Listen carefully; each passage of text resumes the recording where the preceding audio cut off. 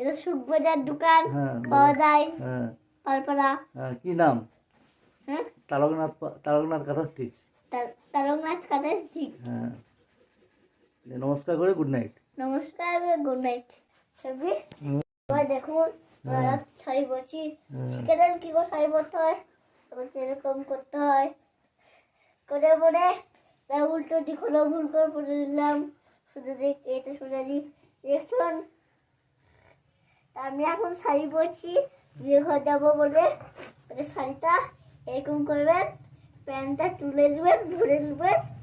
তা শুনুন, এটা করছি পোস্ট করে পরে ফেসবুকে ছেড়ে দেবো আমরা। ছেড়ে দাও কিছু হবে না, ভয় পাই না কাউকে।